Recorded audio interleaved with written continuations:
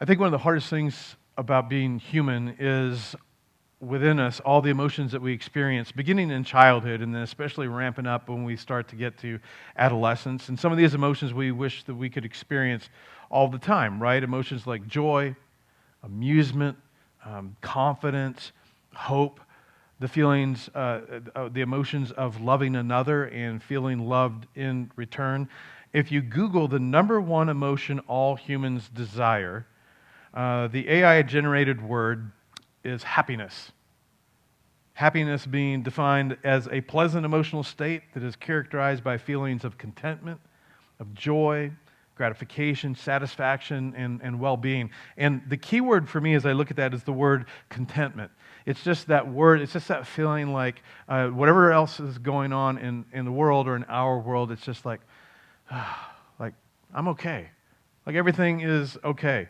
And that just that longing that we have to feel that and feel that consistently. But regardless of what you believe about God or faith or Jesus, none of these positive emotions are experienced consistently within us. And there is within us the title of this series, A War Within. And these emotions that compete for control, that we experience opposing, negative, and sometimes toxic emotions that battle against our sense of happiness, our sense of self-worth, our contentment, our internal and our external peace. Sometimes these emotions win, and sometimes it's as if these emotions control our lives, and it all feels so complicated. And at times we can feel helpless. And there's this war within that inevitably does not stay within. Inevitably, it comes out, as most of us have experienced, where it causes collateral damage in the relationships and in the lives of the people around us, especially the ones most important to us. In America,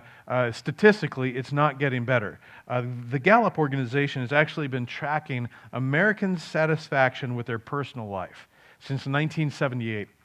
And this year, the data shows that the satisfaction level of Americans with their personal lives is nearing a record low, matching the lowest satisfaction years of 1979 and 1982. And if you do a little checking in history, you understand why that was. But ironically, guess what was the highest recorded satisfaction point in the last 45 years? January of 2020. Downhill from there. Today we find ourselves near a record low point, and so we're doing this series because this is a big deal. It's a big deal for us, and this is a big deal for the next generation. Your nieces, your nephews, your kids, your grandkids, all of the children in the rooms adjacent to us, they need us to get a grip on this because hopefully we will be able to encourage them from an early age to equip them and to prepare them for their inevitable war within. And the subtitle of this message says it all, of this series. This is kind of a how-to series, how to overcome the emotions that compete for control, because all of us have emotions that seek to compete for control of our lives, our mood, and our mouth. And our mood and our mouth is what gets us into trouble and certainly undermine the relationships that are most valuable and most important to us. And so far in the series, we've talked about guilt. We've talked about envy. Last weekend, David spoke on anger. And if you're new or you've missed any of these, I hope you'll get online to listen to these because, again, what's at stake is not just our happiness and our well-being. It's not even just the next generations. Like how we handle what we're talking about in this series, how we handle these things, it will go multi-generation.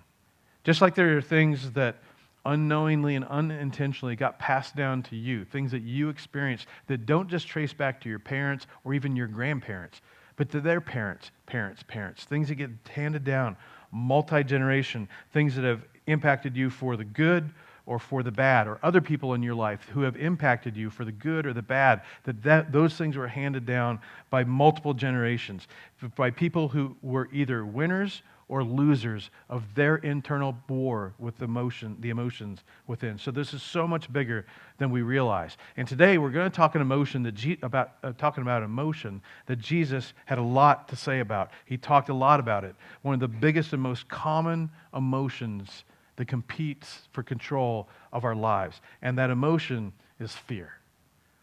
Fear and its cousins, worry and anxiety. Now, for maybe some of you, fear hasn't been a big battle for you. It's maybe not one of your biggest battles. I mean, you're just naturally optimistic. It's like Pharrell Williams' happy song is on loop in your brain. But for most people, there's an element of fear or worry that plagues us. Fear that can just begin to infiltrate and even begin to control our heart, our mind, and affect our relationships. And most of us have experienced a fear that has robbed us of an opportunity because we were too afraid to take a risk or go a certain direction. Fear interferes with our relationships. It interferes with how we parent. It impacts how we spouse. It can keep us up at night. Fear can even impact our physical health and our well-being. This week, again, I sent out a video that I'm not going to recap this morning, but it touches on some of the fear that you felt leading up to the election, some of the fear that you're feeling maybe now, because it wouldn't matter who was in that seat. There are complex issues that plague our country and our world. Now, obviously, fear is not always a bad thing. In fact, it can be very important. Ultimately, fear is the byproduct of our ability as human beings to accumulate knowledge and then project that knowledge into the future. I mean, it's one of the greatest gifts that God has given to humanity is that we're able to collect information and imagine the future and experiment and pass along to generation to generation to generation an increasing knowledge base. And it builds and it builds and it builds so that we're able to make progress. And we are where we are today because the human race has been able to accumulate knowledge and then build on that knowledge and then project it into the future. The ability that allows us to fear is also the ability, the thing that allows us to imagine and hope and dream. And to imagine and to be able to imagine has way more upside than downside. And that because the thing that God has given us, it's allowed us to invent. In many ways, it's allowed us to be able to make the world a better place, to improve our lives, to improve our world. But it also creates the potential for fear because it creates an endless series of what-ifs about the future. And some of you, you know this really, really well. Like you can just get sucked into that vortex of what-ifs. And again, sometimes fear is a good thing. Like if you're a parent, you want your toddler to quickly learn to have a healthy fear of a hot stove or an oven or a curling iron, right? But you and I don't want fear driving our lives, and we don't want it driving the lives of our children and the next generation. There's a place for fear, but we don't want it to run our lives. We don't want it to ruin our lives because among other things, healthy fear, it puts us off balance. We become overly protective. We become overly sensitive.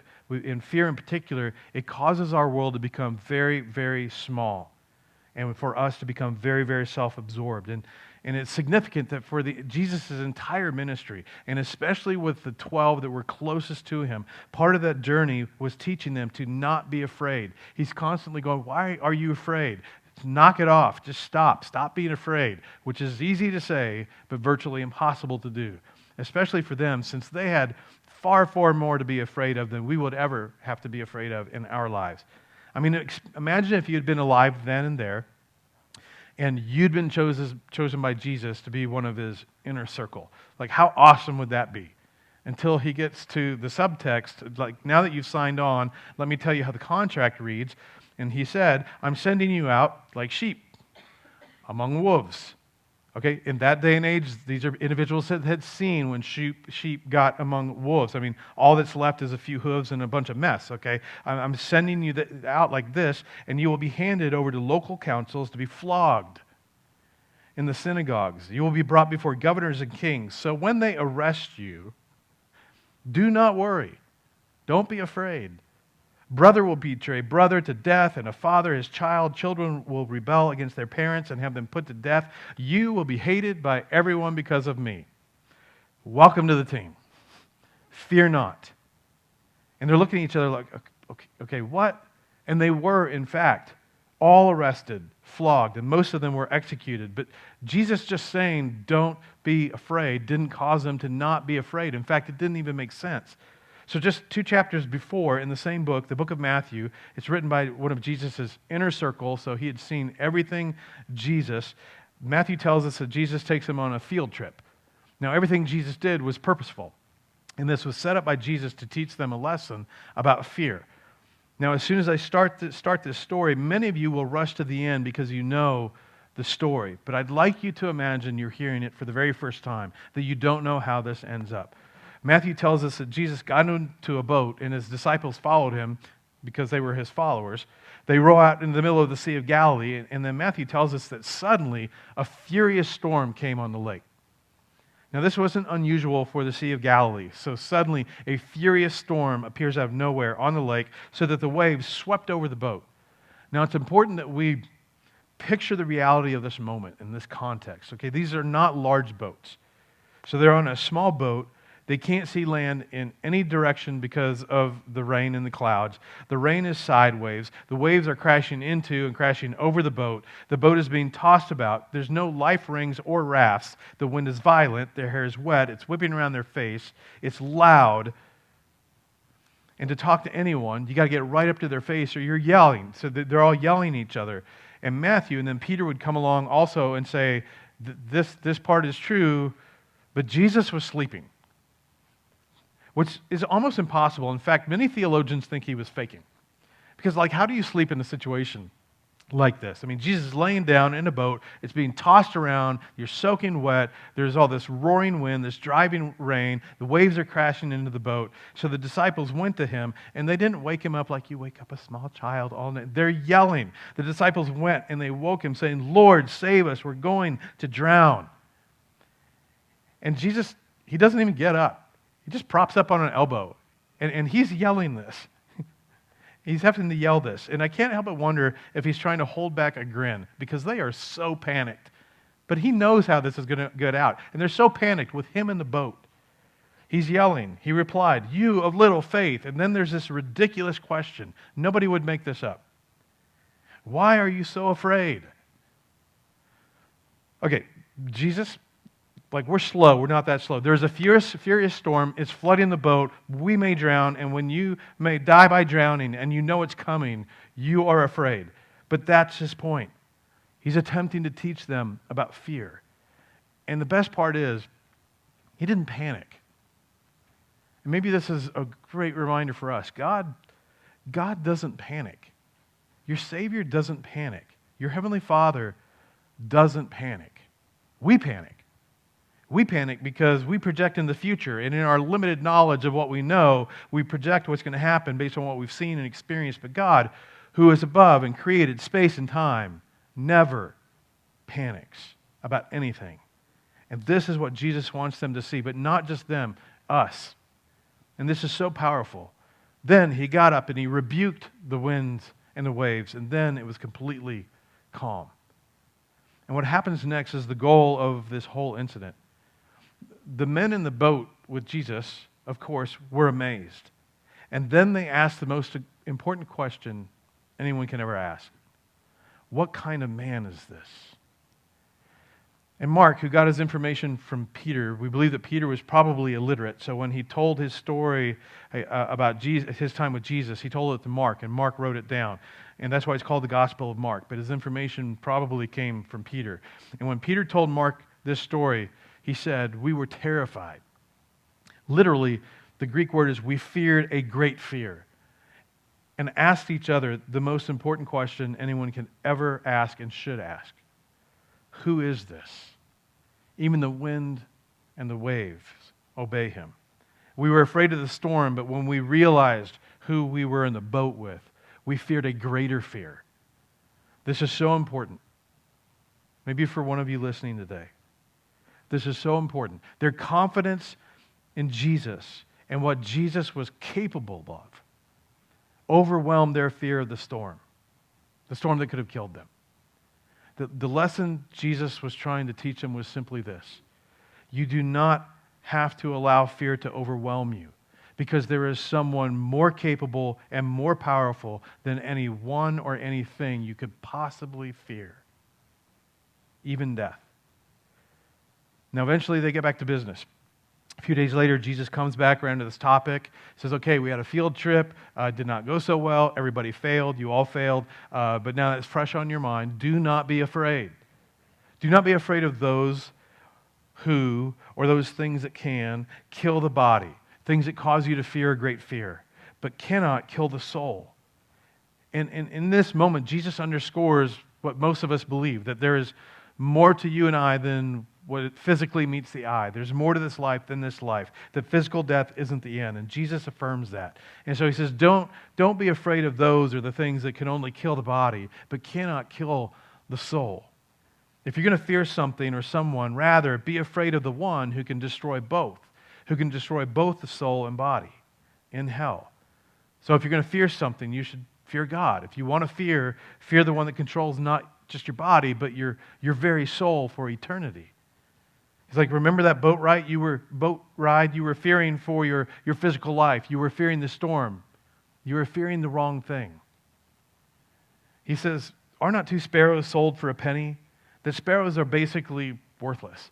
That yet none of them will fall to the ground outside of your Father's care. It's like, wait, so God cares about nature? Yeah, He created it.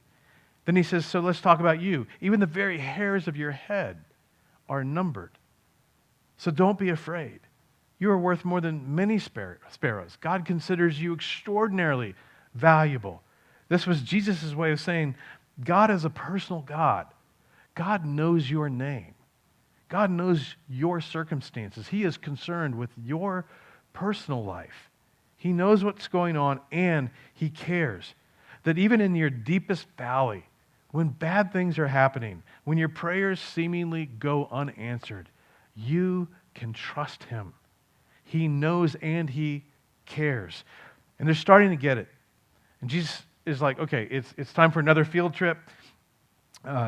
This time it starts off really well. This is another story that many of you are familiar with. They're in the middle of nowhere. Jesus has preached way too long, so the next time you're mad at me for preaching too long, blame Jesus. He's my example. I follow him. The sun is starting to go down. These people are hungry. When the apostles come to Jesus, say, Jesus, we need to send all these people home. They're going to starve. You went a bit long. They've been here all day. Jesus is like, I got an idea. You feed them. They're like, okay, right, Jesus. No, we need to send these people around. Jesus is like, no. You guys feed them. Like, well, we can't feed them. Like, do you know how much money it would cost? There's not even enough food in this region to feed all these people. Jesus is like, no, seriously, you do it. You feed them. And then Jesus gets a hold of a little boy's lunch. And most of us are familiar with the story. He prays over it. And Matthew says, listen, guys, I was there. We were there. We witnessed it. Jesus actually broke up this little boy's lunch and split it up between the 12 of us and said, okay, feed them. And I don't know how to explain it. I don't know how to describe it. I can't say it any other way, but we, with Jesus, performed a miracle. We actually started distributing this food, and all of these thousands of people were fed. And it's like, oh my goodness. And now their confidence level is just off the charts. There truly is nothing to fear. Why have we been so afraid? We are on top of the world. Look what Jesus did through us. Who is this man? And then Matthew says immediately, just as it was dawning on them and on everyone else what had happened, Jesus made the disciples get into the boat. Now, the little Greek word translated made in this passage is actually anankazo. It literally means he forced them, he compelled them, he coerced them to get in the boat. This wasn't just like, hey guys, why don't you get in the boat, or maybe you should. No. He's like, guys, time to leave. Quit paying attention to the people. Don't watch the crowd. Your heads are going to get too big. You're going to get off track of what I've got planned. And then he forced them. You get in the boat. Now, why did he have to force them to get in the boat? Because this was the moment when it became obvious to everyone. Jesus is a rock star, and we are his inner circle. I mean, this thing is finally getting off of the ground. This is the moment where we launch this thing. We are fearing not. And at the same time, Jesus, we remember the last time we got in for a boat ride with you, we are not getting any more boats with you. Like, Peter, get in. No, I don't want to. No, last time we had to wake you up. We almost drowned. Listen, Jesus, we will just walk, okay? Jesus like, okay, listen, I'm not even getting in the boat with you. I'm not going with you. I'm like, well, this is definitely not going to go well. But they finally get in. He's helping push the boat off into the sea, and he kind of waves, says, you go ahead. I'm going to dismiss the crowd. I will meet you on the other side. He pushes them off, and they start rowing to where they're supposed to meet him. And then the sun goes down. And the next thing you know, hours and hours have gone by, and they're stuck in the middle of the Sea of Galilee. They're rowing into a headwind, and they were young and they were strong, but they are rowing and rowing and rowing, and they are going nowhere. And then shortly before dawn, which means they have been out there for hours, Matthew tells us that Jesus went out to them walking on the lake. Now, if a person's not a Christian, I understand at this point you go, okay, calm the storm, maybe not, maybe it just stopped, but now you're going to tell me that I have to believe that Jesus walked on water. And let me just say something about this really quickly. Christians don't believe that Jesus walked on water because the Bible tells us so. Christians believe that Jesus walked on water because Matthew, who was there, tells us so. Christians believe that Jesus walked on water because Mark, who got his information from Peter, who was there, tells us so. And John, who was with Jesus from the days of the Jordan River all the way to the crucifixion and the resurrection, he told us so. So they're all three witnesses. They're like, look, we know it sounds crazy. It makes no sense. This is what happened. And not only do they tell us that it happened, they tell us their embarrassing response.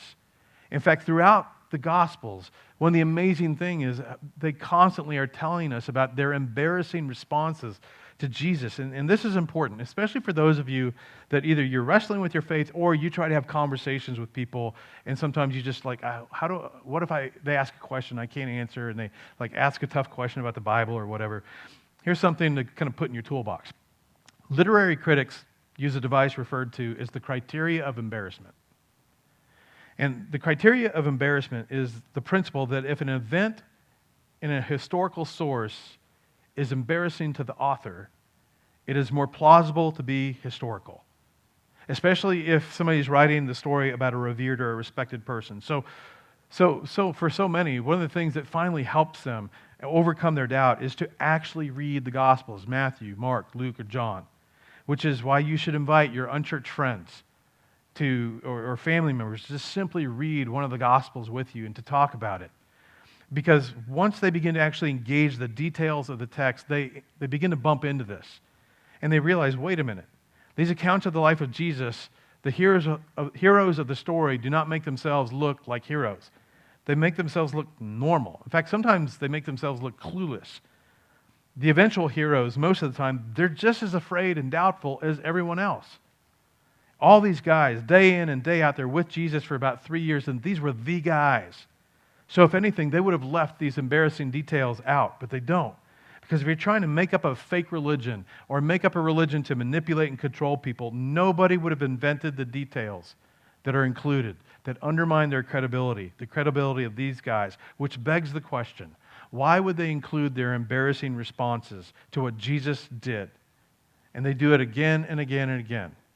But they do it in this event, especially after Jesus has clearly, repeatedly tell them, do not be afraid, fear not. Why do they do that? Because it happened. So we're told what happened. And shortly before dawn, Jesus walked out to them, walked on the lake. When the disciples saw him walking on the lake, they exclaimed, Jesus, you are amazing. Can you show us how to do that? That's how they wish they would have responded. Once again, after being repeatedly told, fear not, they were terrified. It's a ghost, they said, and they cried out in fear. Once again, fail. It's like, Matthew, do we have to include that part? Yeah, it's what happened. I was there. We just freaked out. It was so embarrassing. Jesus immediately said to them, take courage. It is I. Do not be afraid. Guys, there's no need to fear as long as I am with you, and I am with you, and I am for you. So stop being afraid. And Jesus' message to them is his message to us, that if we belong to Jesus, there is no need to fear, even when there's something to be afraid of. But once again, it didn't stick. And honestly, this is encouraging to me. They continued to fear right up to the very end. At the end of Jesus' ministry, he's just raised Lazarus from the dead. He's on his way to Jerusalem. They're going with him. They're thinking, finally, the moment we've been waiting for. They get to Jerusalem. They are welcomed. The crowds are chanting his name. They are chanting Hosanna. He's finally going to become king. This is becoming political. They hang around Jerusalem for about a week. Then they have this Passover meal together. Jesus says, listen carefully, guys. John, write this down. I am inaugurating a brand new covenant, a brand new relationship between God and men. I've already told you guys that I'm starting a brand new movement, my ecclesia, my assembly, my congregation.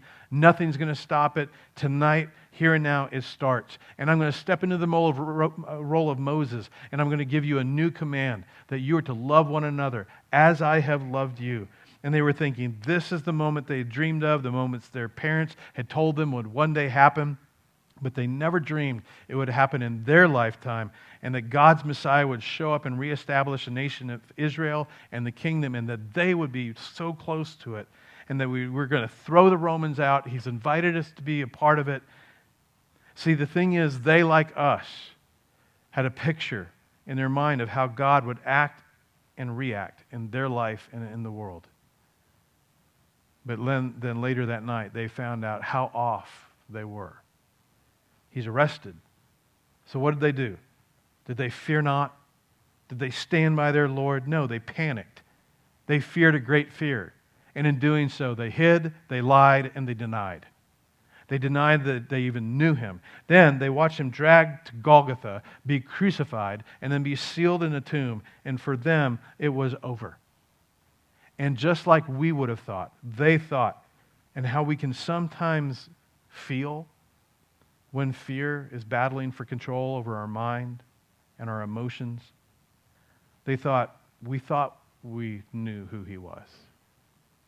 We don't know who he was. We thought we did, and it was so exciting. But clearly I've been wrong. And there's no point in trying to keep his teachings alive because Jesus claimed too much about himself. We can't tell these stories and recount what he taught. Nobody's going to take it seriously because he was clearly either a liar or a lunatic. I mean, we remember that day in the boat, and we were convinced that he had to be from God and be God's Messiah, but God's Messiah can't be killed. We were wrong. Everything we believed about him was wrong. Everything he said about himself was wrong. So we either misunderstood or he lied. And they peered into an empty tomb, and they assumed what we would have assumed. The body was stolen. But then a little later, they meet their living friend. They ate and they talked with Jesus, who was very much alive again, and they were back in business. Because the resurrection punctuated and validated and confirmed every single thing that Jesus taught, and everything he commanded, and every single thing he said about himself. And when Jesus rose from the dead, suddenly it finally made sense. Especially what Jesus had to say about fear. Because the resurrection is what ultimately gave them unwavering confidence. It was the source of their boldness and their courage and their strength and their fearlessness, because the world would continue to be a very scary place for these guys. But they finally got the lessons of the boat rides, and they finally got, fear not, for I am with you. And we can't imagine this because there's no parallel in our lives. But fearlessly, they came out of hiding, and then they willingly faced down the very men who'd had Jesus arrested, flogged, and crucified. And fear not is what changed the world. Because the first generation of Christians lost their fear of anything life might throw at them, including their fear of death.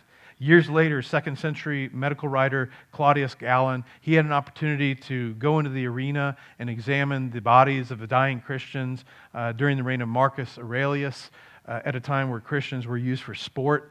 Once the animals were taken out of the arena and all the gladiatorial games were over, these doctors could come out and they could inspect and examine these dying Christians. And here's what this particular medical writer had to say about Christians. This was his observation. For fearlessness of death and the hereafter is something we witness in them every day. Because you can fear not. Not because there's nothing to be afraid of, but because you follow, and if you've placed your hope and and your trust in for the life and fate of your life into the hands of a risen Lord who has mastered life and conquered death, you can fear not when he says to you, if you trust in me, fear not. Now, the fact is, fear and battling fear, it's just a permanent part of the human experience.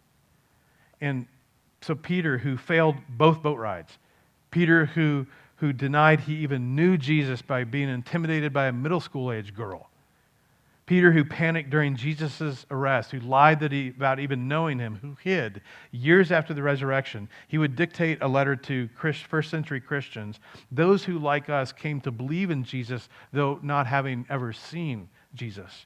Here's what he says to you and me based on his experience with Jesus. He says, when you inevitably find yourself afraid or fearful or anxious, whatever's causing that, this is what you must do. You must cast. In the Greek, it's eripto. It's to throw. It's to hurl. It's to hurl on. It's to heave all your anxiety on him.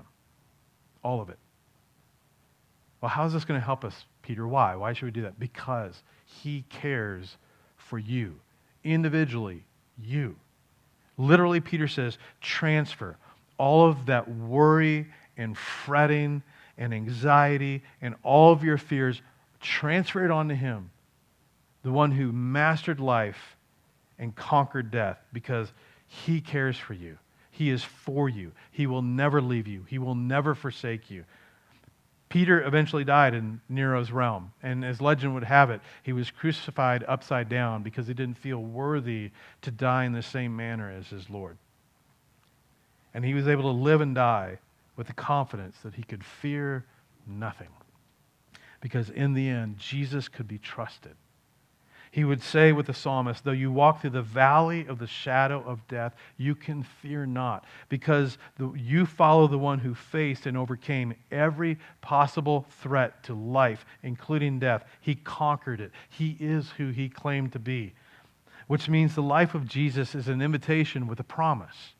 It's an invitation to follow him with the promise that if you do, you can follow without fear every single day, with every single detail of your life, that you can fear not, even when there is something to fear. He says, for I am with you, and I care for you. Fear not. So this is my question for you this morning, if you're listening online. Why are you afraid? What are you afraid of? What causes you fear and anxiety? Why are you afraid?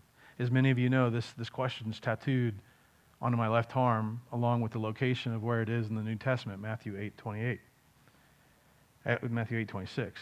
It's there because, like most of you, I daily face things and thoughts and decisions and circumstances that, if I let them, can just fill me with anxiousness and anxiety, and to be stressed and afraid. My right hand is my dominant hand, so for me, I had it inked onto my left arm as a reminder, because my left arm represents my weakness. And today, you're going to walk out of this building, you're going to log off, and nothing in your circumstances, nothing in your world, nothing in the world is going to be any different. It's going to be the same. Why are you afraid? What are you afraid of? Is that fear winning the war within? Has it maybe paralyzed you from taking action in an area where you need to take action? Is it causing you to maybe withdraw from people that you actually need to draw closer to? Maybe even lean on? Are you seeing or sensing how maybe it's hurting you or hurting those around you or people that you love, where you're just so tired of carrying it and just being afraid? What are you going to do about that? Because if you've placed your trust in Jesus, He is for you. He is with you. He cares. And he's just waiting for you to hurl it all on him and to trust him, to truly trust him with every detail of your life and your relationships today, tomorrow, and every single day that follows. And then you do that today, odds are you're going to have to wake up the next morning and hurl it right back because he's going to have crept back. You just keep doing that. And today just seemed the perfect day to experience and share communion together. Again, all of us, this is, as we've said in this series, that the emotions we're talking about aren't necessarily problems to solve, but things that we have to manage because they just don't go away. But we have within Jesus such a beautiful, perfect example, the one that we claim to follow, because he faced the moment where he finally was going to have to do the very thing that he came to do, and that was to give his life and to sacrifice his life.